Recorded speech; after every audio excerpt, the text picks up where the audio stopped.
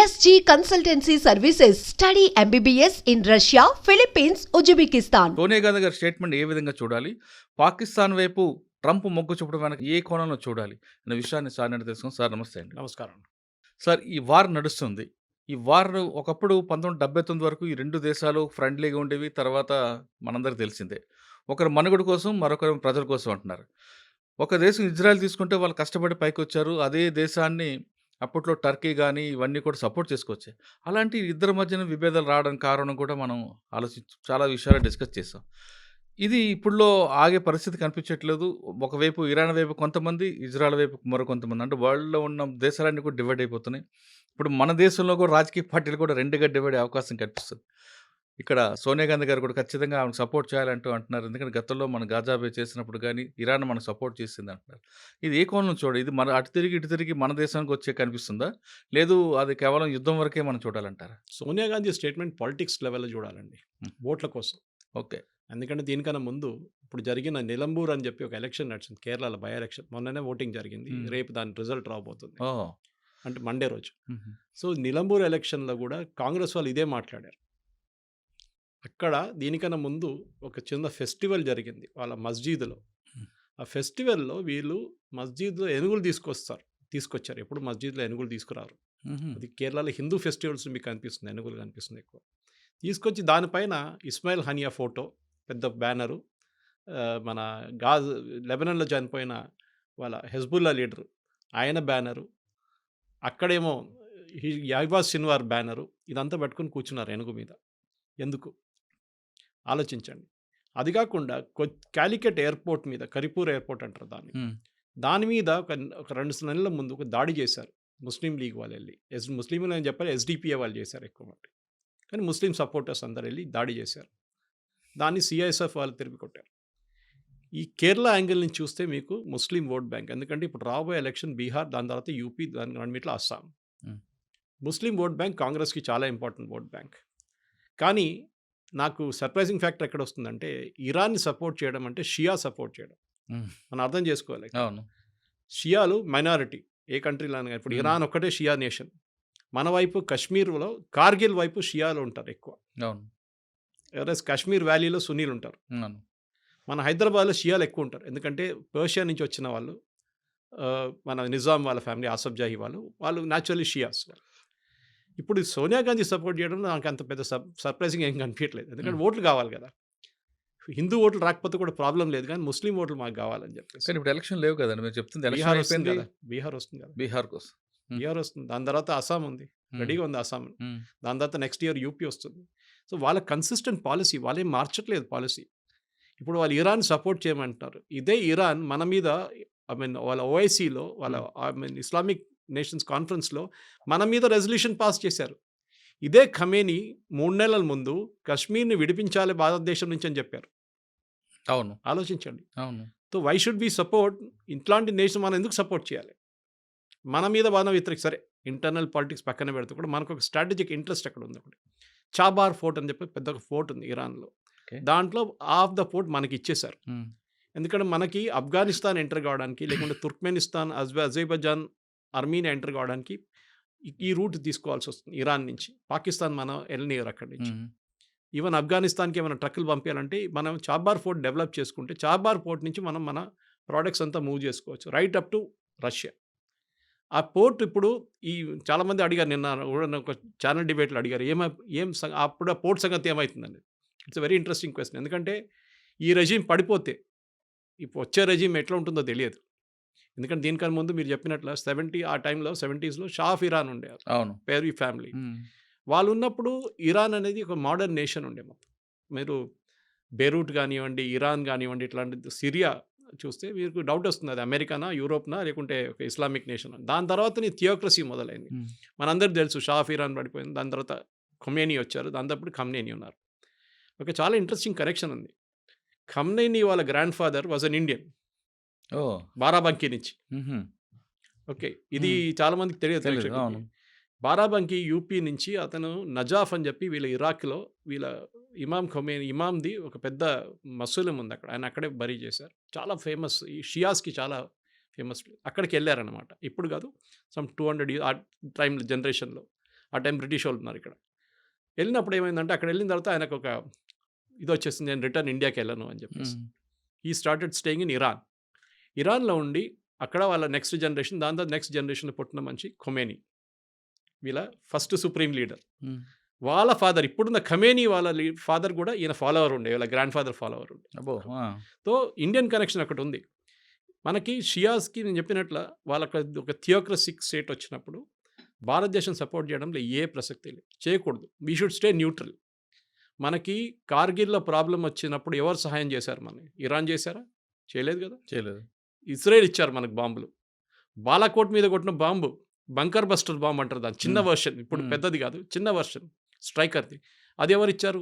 Israel ఇచ్చారు మనకి. అంటే మన దగ్గర ఉన్న ఆర్మ్స్ కూడా ఎక్కువ కూడా ఇజ్రాయెల్ నుంచి వస్తున్నాయి కదా. హైదరాబాద్లో 2 కంపెనీలు ఉన్నాయి సార్. అవును. ఇప్పుడు యూజ్ చేసిన మన పాకిస్తాన్ మీద యూజ్ చేసిన 2 డ్రోన్లు, ఒక మిసైల్ హైదరాబాద్లో తయారైంది. దాంట్లో ఒక మిసైల్ వెళ్ళి పడిన తర్వాత, ఒక డ్రోన్ పడిన తర్వాత దాని మీద హైదరాబాద్ అడ్రస్ ఉంది దాని మీద. సో ఇజ్రాయెల్తో మనకు ఒక స్ట్రాటజిక్ ఇంటెంట్ ఉంది. మనకు ఇప్పుడు ఇజ్రాయెల్ హిస్టరీ చెప్పుకొని పోతే చాలా పెద్ద హిస్టరీ అది, రైట్ ఫ్రమ్ సోలమన్ టైం నుంచి ఇప్పుడు దాకా. కానీ ఇజ్రాయెల్తో మనకి ఒక ఫిజికల్ కనెక్షన్ చాలా ఉన్నాయి. So Israel as a nation 1948లో ఫామ్ అయింది. మనకు ఫ్రీడమ్ వచ్చిన తర్వాత 1 year తర్వాత వాళ్ళు ఫామ్ చేసుకున్నారు. వాళ్ళు కొనుక్కున్నారు ల్యాండ్. అవునండి. బ్రిటిష్ స్టేటస్ నుంచి బ్రిటిష్ వాళ్ళు వెకేట్ చేసినప్పుడు బ్రిటిష్ వాళ్ళు ఎక్కడైనా కానీ మొత్తం మెసప్ చేసి వెళ్ళిపోతారు. మన దగ్గర కూడా అదే చేశారు. ఆఫ్ఘనిస్తాన్ వైపు ఒక లైన్ డ్రా చేసి డురాండ్ లైన్ అన్నారు. వాళ్ళు ఇప్పుడంటే మేము పట్టించుకోమంటున్నారు.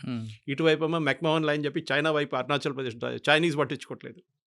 మన వైపు కూడా అంతే చేసేయాలి. పాకిస్తాన్ ఇండియాకి లైన్ డ్రా చేశారు. ఇదే ప్రాబ్లం అక్కడ కూడా క్రియేట్ అయింది, ఇక్కడ ఇజ్రాయెల్లో కూడా.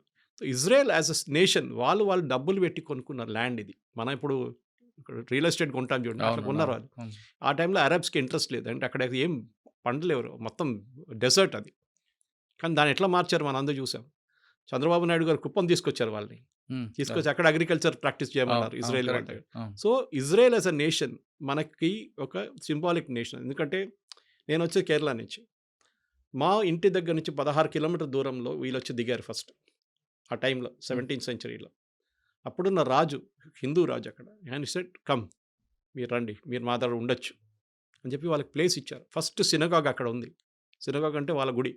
నెక్స్ట్ వాళ్ళు కొచ్చిన్కి వెళ్ళారు. మీరు కొచ్చిన్కి వెళ్తే మీకు జూ టౌన్ ఉంటుంది, అక్కడ పెద్ద సినగాగ్ ఒకటి ఉంది.